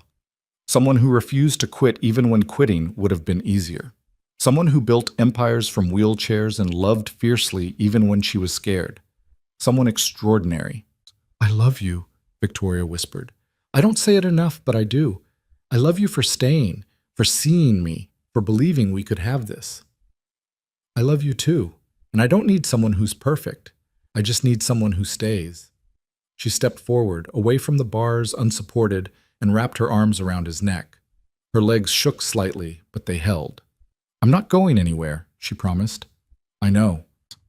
They stood like that, holding each other in the quiet house, no longer therapist and patient, employer and assistant, or any of the other labels that had defined them once. Just two people who'd found each other in the broken places and decided to build something beautiful from the pieces. Eventually, Victoria's legs tired and Ethan helped her sit. They stayed on the floor of the therapy room, backs against the wall, her head on his shoulder. "What are you thinking about?" he asked. "How different everything is from a year ago. How I almost missed all of this because I was too scared to let anyone in. But you didn't miss it." "No, thanks to a stubborn mechanic who refused to quit even when I was impossible." "You were never impossible, just difficult." She laughed. "That's diplomatic." "I try." They sat in comfortable silence until Victoria said, "Marry me." Ethan's breath caught. "What?" "Marry me," she repeated, turning to look at him. "I know it's not traditional for me to ask. I know we should probably wait longer or do this differently. But I don't want to wait. I want to make this official. I want to be your wife and Lily's, whatever she wants me to be. Mother, stepmom, just Victoria. I don't care about the title. I just want to be family. Really, truly, legally family." Ethan stared at her, heart hammering. "Are you sure?" "I've never been more sure of anything. Are you?" "Yes," he said immediately. Then again, stronger. "Yes, absolutely yes." Victoria's smile was radiant. "Yeah? Yeah. But we ask Lily first. Make sure she's okay with it." "Deal." They asked her the next morning over breakfast. Lily listened to their explanation about marriage and becoming a family officially and what that would mean, with her serious face on. "So Victoria would be my mom?" she asked. If that's what you want to call me, Victoria said gently. Or you can keep calling me Victoria, whatever feels right to you. Lily thought about this for exactly 10 seconds. Then she looked at Victoria with those wise 6-year-old eyes. You already feel like my mom, she said simply. So yes, I want you to marry Daddy, and I want to be a flower girl. And can we have cake? Victoria laughed through tears. Yes to all of that. Good. Lily went back to her cereal. Can I tell Sophia at school? After we officially announce it, Ethan said. But yes. Okay. This is the best day ever. She said it so matter-of-factly, like it was obvious, like there was no other possible outcome. And maybe there wasn't. Maybe from the moment Ethan walked through Victoria's door with nothing but desperation and determination, this was always where they were heading. Not to perfection, not to some fairy tale ending, but to this, messy, beautiful, real love. Built from broken pieces and stubborn hearts and the revolutionary act of staying. The wedding was small, just close friends, foundation staff, Dr. Chen and his team, Mrs. Chen who'd watched Lily all those months, Simone who'd become family somewhere along the way, and Lily, of course, resplendent in a purple dress she'd picked out herself, carrying flowers and grinning so wide her face might split. They got married in the Foundation's therapy gym, the space that represented everything they'd built together. Victoria walked down the aisle on Ethan's arm, her gait still careful but steady, using only a decorative cane that Lily had helped pick out. When they reached the front, Victoria turned to Lily. Before we do this, she said, voice carrying through the small space, I want to ask you something, Lily. Is it okay if I marry your dad? If I officially become part of your family? Lily nodded seriously. Yes, because you already are. You just need the paper to make it real. Laughter rippled through the crowd. Then let's make it real, Victoria said. The ceremony was short and sweet. They exchanged vows they'd written themselves, promises about staying and fighting and choosing each other every day, even when it was hard, especially when it was hard. When the officiant said, "You may kiss," the room erupted in applause. And when they pulled apart, Lily was right there, hugging both their legs, completing the picture. We're married, she announced to everyone. We're a real family now. We were always a real family, Bug, Ethan said, scooping her up. Now we just have paperwork. Important paperwork, Lily insisted. Very important, Victoria agreed, kissing her forehead. At the reception, Ethan stood with Lily on his shoulders, watching Victoria talk with Foundation donors and supporters. She was animated, passionate, fully herself in ways she'd never been when he first met her. Daddy? Lily said from her perch above him. Yeah, Bug? Are you happy? He thought about everything that had led them here. Losing his job, taking a position he was unqualified for, meeting a woman who tested him at every turn, falling in love despite every reason not to, building something meaningful from nothing. I'm so happy I could burst, he said honestly. Good. Me too. Victoria caught his eye across the room and smiled. Not the polite CEO smile or the careful public smile, but the real one.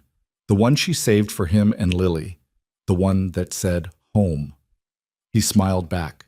Later that night, after the guests had left and Lily was asleep in her purple room, Ethan and Victoria stood on the terrace looking out at the city.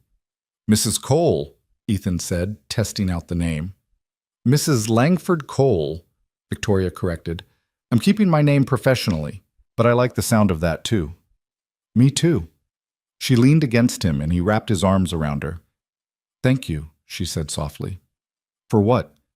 For not leaving, that first week when I was impossible, that first month when I tested you. Every moment when leaving would have been easier than staying. Thank you for choosing this, for choosing us. Best decision I ever made. Even when it was hard? Especially then. The hard parts are what made it real. When Victoria turned in his arms, looking up at him. I love you, Ethan Cole, and I'm going to spend the rest of my life proving you made the right choice. I love you too, and you don't have to prove anything. You just have to stay. I can do that. I know you can. They kissed under the stars, the city lights glittering below them, their daughter sleeping safely inside. And Ethan thought about the man he'd been a year ago, desperate, scared, running out of options and hope. That man would never have believed this was possible. But that man didn't know Victoria yet. Didn't know what it meant to be seen completely and loved anyway. Didn't know that the hardest things could become the most beautiful things if you just refused to quit. Now he knew. Now he was home. And he was never, ever leaving. Because this messy, beautiful, impossible family they'd built from broken pieces and stubborn hearts, this was worth fighting for.